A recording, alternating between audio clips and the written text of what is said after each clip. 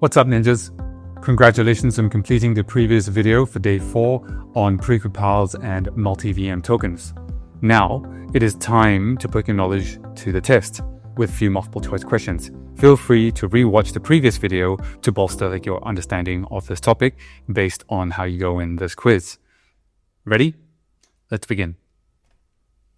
First question. The implementation of EVM precompiles is located in black. And the options are injective nodes or Solidity smart contracts. I'll pause for a bit while you think of the answer. And the answer is injective nodes.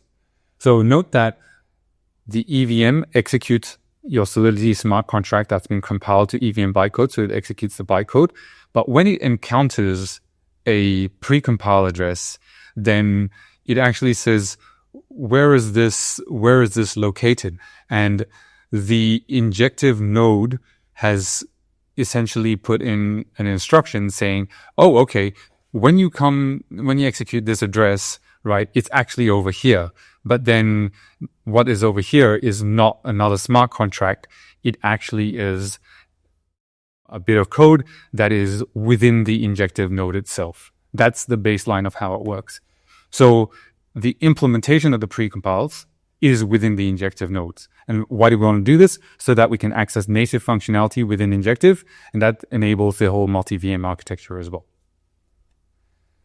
To find out more, do check out the Injective docs on precompiles. Next question. A token that implements the multi-VM token standard, also known as MTS, is a blank. The options are an EVM ERC20 token or a Cosmos denom token. I'll pause for a bit while you think of the answer. And the answer is both. Did you get that right? So the reason for this is because these are essentially two different not two different implementations, they're two different representations of the same underlying asset, right? So there is a token, a multi-VM token standard token, an MTS token, that is both a Cosmos denom and an EVM ERC20 token at the same time. When you interact with one, you're interacting with the underlying token, the underlying MTS token. And these two are just two separate interfaces, two different formats with which you can interact with that same underlying token. So they're basically the same thing.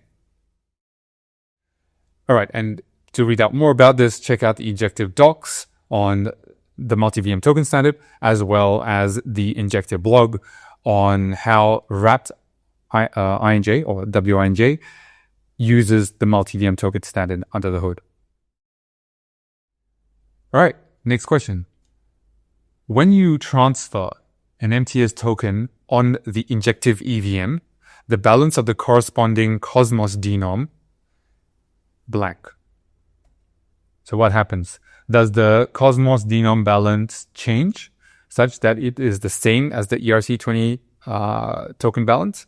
Or does the Cosmos denom balance stay the same and therefore diverge from being of the ERC20 tokens balance?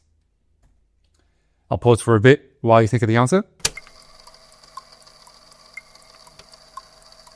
And the answer is, it changes, right? So if the EVM ERC20 token balance changes, the corresponding Cosmos denom balance also changes because, as mentioned earlier in the previous question, they are the same underlying asset, right? So they're just two different representations of the same tokens. Of course, if the balance of one changes, the balance in the other changes as well, right? Because you've got two different windows looking at the same object. Think about it that way.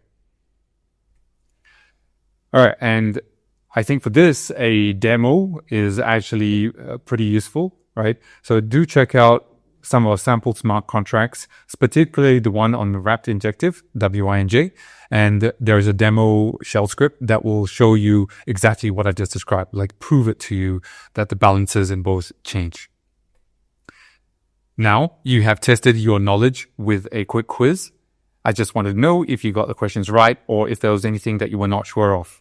So if you need to clarify anything or have any questions, drop them in the comment section below.